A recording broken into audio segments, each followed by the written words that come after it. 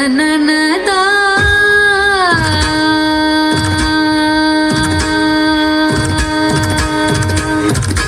താം തീം തനനതാ ദിനതകിടതാം തീം തനനതാ ദിനതകിടതാം തീം തനനതാ ദിനതകിടതാം തീം തനനതാ ദിനതകിടതാം തീം തനനതാ ദിനതകിടതാം തീം തനനതാ ദിനതകിടതാം തീം തനനതാ ദിനതകിടതാം തീം തനനതാ.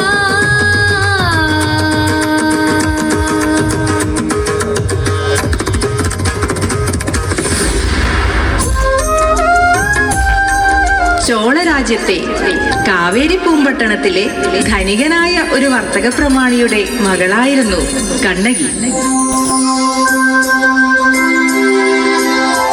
ലക്ഷ്മി ഗുണശീലേ ശുഭഗുണശീലേ അരുന്ധതി വർണ്ണേ അതുല്യ ശുദ്ധേ ലക്ഷ്മി ഗുണശീലേ ശുഭഗുണശീലേ അരുന്ധതി വർണ്ണേ അതുല്യ ശുദ്ധേ ലക്ഷ്മി ഗുണശീലേ ശുഭഗുണശീലേ അരുന്ധതി വർണ്ണേ അതുല്യ ശുദ്ധേ ലക്ഷ്മി ഗുണശീലേ ശുഭഗുണശീലേ അരുന്ധതി വർണ്ണേ അതുല്യ ശുദ്ധേ നിന്നാടൊരു പൂമരം നിൻകുലമൊരു പൂങ്കൊമ്പ് അതിൽ കനകവല്ലി നീ കണ്ണകേ കണ്ണകേ കണ്ണകേ.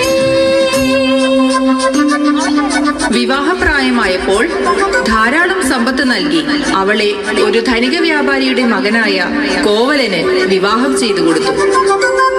മദന സുന്ദര മുരുക സമാന മക്കാട്ടുവൻ സുത കോവല മംഗമർ വാഴ്ത്തുന്ന മോഹനാംഗനെ മണിമലയണിയുന്ന കോമളാംഗനെ കോമളാംഗനെ കോവല.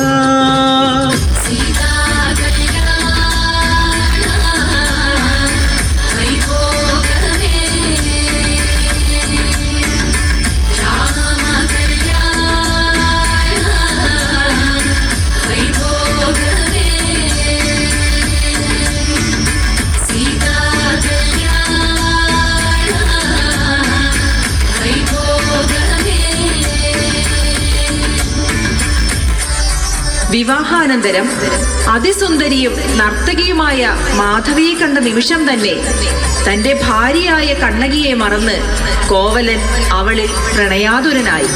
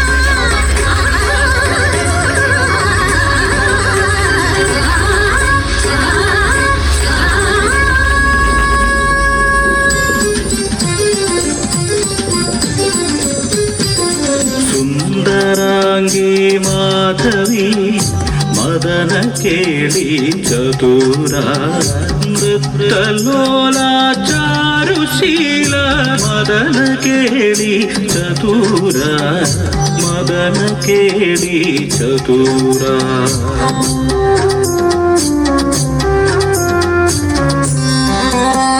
അങ്ങനെ മാധവി തന്റെ പ്രണയ ചതുരതയാൽ കോവലന്റെ സ്വത്ത് മുഴുവൻ കൈക്കലാക്കി.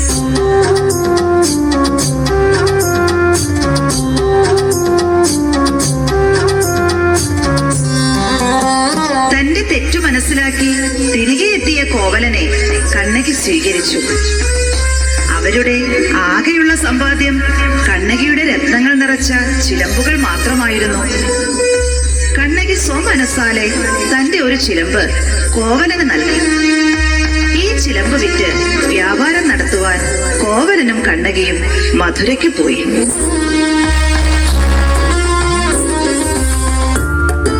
പാണ്ഡ്യരാജാവായ നെടുഞ്ചെഴിയനായിരുന്നു അക്കാലത്ത് മധുര ഭരിച്ചിരുന്നത്.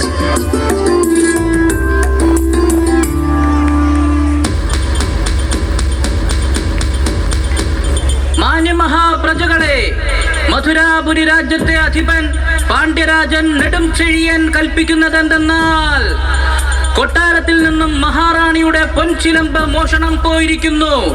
നഷ്ടപ്പെട്ട ചിലമ്പ് കണ്ടെത്തി നൽകുന്നവർക്ക് 100 പൊൻപണം പാരിതോഷികമായി നൽകുന്നതാണെന്ന് ഇതിനാൽ അറിയിച്ചുകൊള്ളുന്നു.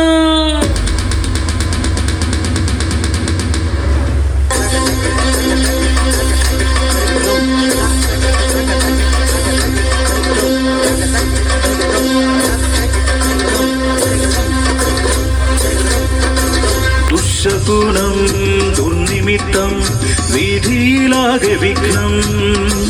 ദുശകുണം ദുർനിമിത്തം വിധിയിലാകെ വിഘ്നം.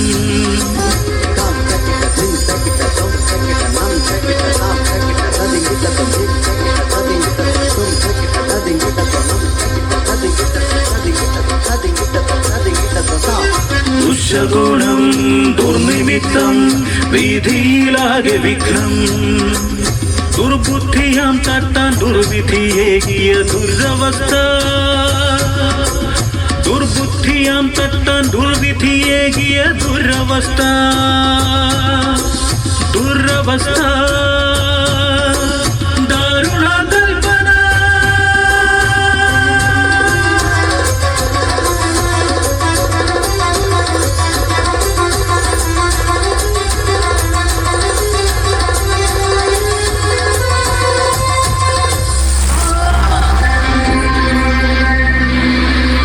രാജ്ഞിയുടെ ചിലമ്പ് മോഷ്ടിച്ച തട്ടാൻ താൻ ചെയ്ത തെറ്റ് മൂടിവെക്കാനും ചിലമ്പ് സ്വന്തമാക്കാനുമായി കോവലനെ കള്ളനാക്കി. കോവലനെ പിടികൂടിയ ഭടന്മാർ രാജകൽപ്പനയനുസരിച്ച് കോവലനെ വധിച്ചു. ഇതറിഞ്ഞ കണ്ണകി രാജാവിന്റെ മുന്നിൽ കോവലന്റെ നിരപരാധിത്വം തെളിയിക്കുവാൻ പാഞ്ഞെത്തുന്നു.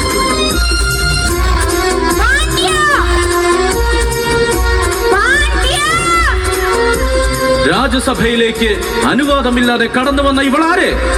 രാജ്ഞിയുടെ ചിലമ്പ് മോഷ്ടിച്ചെന്ന് കള്ളം പറഞ്ഞ് നിന്റെ ഭടന്മാർ തെരുവിലിട്ട് വധിച്ച കോവലന്റെ പത്നി കണ്ണകിയാണ് ഞാൻ. ചെങ്കതിരുളി മിന്നും സർവസാക്ഷി സൂര്യദേവ ചൊൽകെന്റെ കാന്തൻ കള്ളനാടോ, ചൊൽകെന്റെ കാന്തൻ കള്ളനാടോ. നോം കള്ളം പറഞ്ഞു വന്നു. അസംഭവ്യം. അഗതിക്കവലംബമാകേണ്ട മന്നവൻ അനുചിത വിധി ചൊല്ലിക്കൊന്നുവെന്നോ.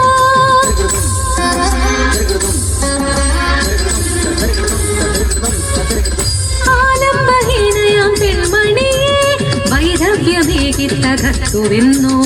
നാഥ നാഥ, ഇനി എന്റെ ജന്മമീതാർക്കു വേണ്ടേ, ഇനി എന്റെ കർമ്മമീതാർക്കു വേണ്ടേ. അഷ്ടദിക്പാലകർ കണ്ടു നിൽക്കേ, ആദിത്യദേവൻ തെളിഞ്ഞു നിൽക്കേ. അനീതിയാൽ ധർമ്മം മരിക്കുകയോ, അധർമ്മം കൊടി കുത്തി വാഴുകയോ.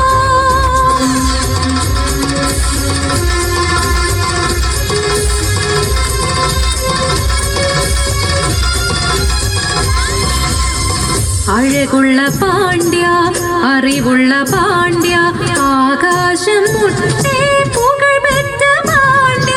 അന്ധകാരത്തിലാണ്ടുപോയി നീ നീതി കെട്ട പാണ്ഡ്യ. നേരു കാണാതെ ശിക്ഷയേകി വിപരീത രാജനീതി. എങ്കിൽ പറയൂ കണ്ണകി, മഹാറാണിയുടെ മുത്തുകൾ നിറച്ച ചിലമ്പിന് പകരം സത്യം തെളിയിക്കാൻ നിന്റെ കൈവശം എന്താണുള്ളത്? രാജ്ഞിയുടെ ചിലമ്പിൽ മുത്താണെങ്കിൽ ഇതാ എന്റെ ചിലമ്പിൽ മാണിക്യമാണ്. മാണിക്യം. മാണിക്യമോ? നിന്റെ ചിലമ്പിലോ മാണിക്യം? പരിഹസിക്കാതെ പാണ്ഡ്യ. രാജ്ഞിയുടെ മോഷണം പോകാത്ത ഇണച്ചിലമ്പെടുത്താലും. ആരവിടെ?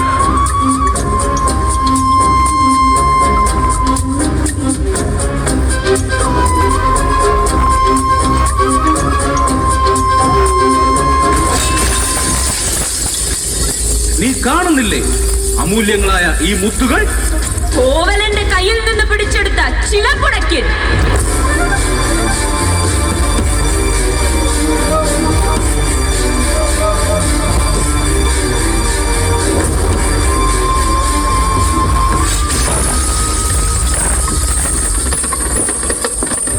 കണ്ടില്ലേ പാണ്ഡ്യ? മാണിക്യം, മാണിക്യമാണ് ചിതറിയത്.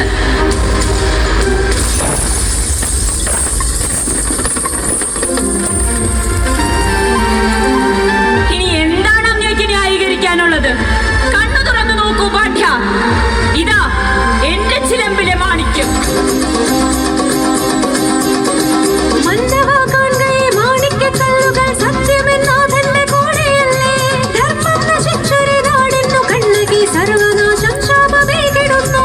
അധർമ്മം കത്തി നശിച്ചിടട്ടെ, അനീതിയെ അഗ്നി വിഴുങ്ങിടട്ടെ, അസത്യം വെള്ളീറായിടട്ടെ. കത്തട്ടെ കൊട്ടാരം കെട്ടും വേദിയും കത്തട്ടെ കത്തട്ടെ മധുരാപുരേ, കത്തട്ടെ കത്തട്ടെ മധുരാപുരേ. എൻകാന്ത കോവലൻ കള്ളനല്ലെങ്കിൽ ഈ ചിലമ്പൻ ചിലമ്പാകയെങ്കിൽ എൻ പാതിവൃത്യം സത്യമെങ്കിൽ മധുരാപുരേ എന്നഗ്നിപുരേ.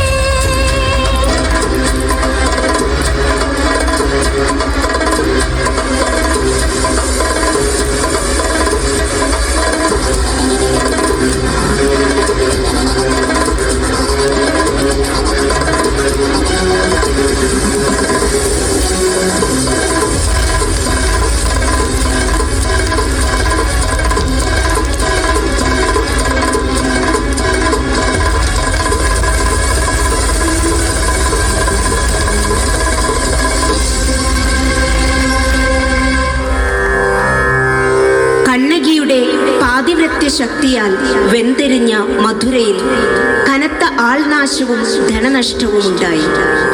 നഗരദേവതയായ മധുര മീനാക്ഷിയുടെ അപേക്ഷയനുസരിച്ച് കണ്ണകി തന്റെ ശാപം പിൻവലിച്ചു.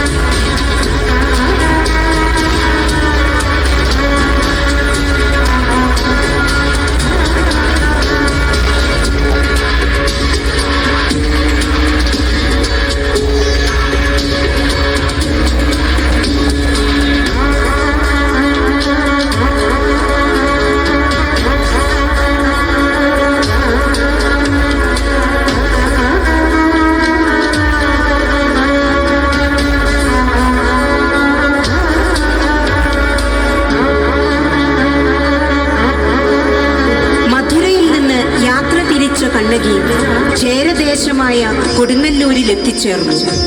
അവിടെ വെച്ച് പരമപദം പൂകിയ കണ്ണകി പാതിവ്രത്യത്തിന്റെ ദേവതയായി ഇന്നും ആരാധിക്കപ്പെടുന്നു.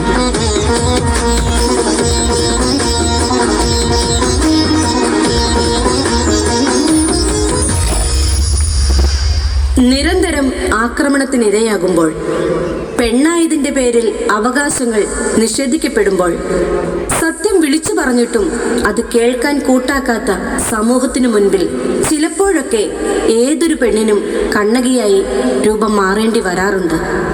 നന്ദി.